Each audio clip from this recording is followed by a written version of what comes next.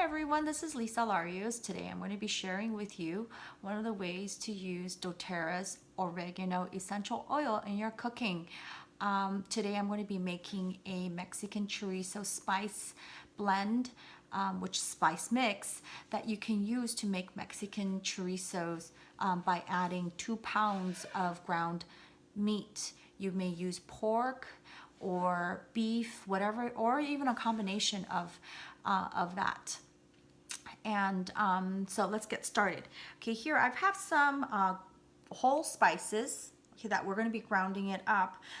There's, let's see, 1 tablespoon of cumin, 1 teaspoon of coriander seeds, 5 whole cloves, 10 peppercorns, and 2 whole bay leaves. Okay, and those are just the whole spices. Now, right here I have the ground spices that's readily available. That's already ground up. It's 3 tablespoons of paprika, 1 tablespoon of granulated garlic, half teaspoon each of cayenne pepper and thyme, and then 1/4 teaspoon of cinnamon, and then 1 teaspoon of salt. Okay, right here I have some of the ground up whole spices, and what we're going to do is we're just going to add them together. And then we are going to add the liquid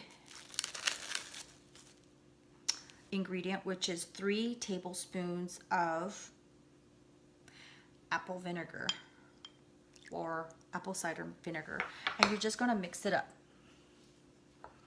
Mix it, okay, and then we're going to turn it into kind of like a paste. It's going to thicken up, and you just keep on mixing it.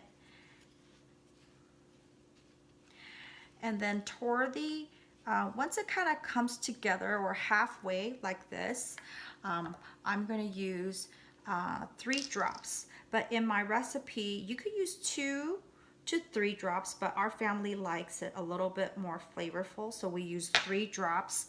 And you just mix it in there, and once you have this spice mix, and you just put it into your mix it with your ground meat, and then you have Mexican chorizo. It's very, very easy to do. This recipe calls for well, it doesn't call for, because I actually kind of trial and error, so it's, in a way it's kind of like my recipe, but you have heard people saying, oh, be very, very careful when you're using oregano, especially in spaghetti sauces and stuff like that, because you want to use a toothpick because it's very, very strong. It is very true. So I started by testing just like toothpickfuls, and then, but because this recipe, well, typically I use a lot of oregano anyway, and then I thought this might be a good way to use our oil, and indeed I added 1 drop. I needed a little bit more, and then I put in the end we end up using 3. So this recipe, but if you don't like it too strong, you could use 2 drops. So hope you will enjoy this recipe and give it a try. You know, oregano is not just good for immune boost, you know, when you're feeling a little bit under the weather or something, but it's very, very versatile in using it in cooking as well. Okay, have fun.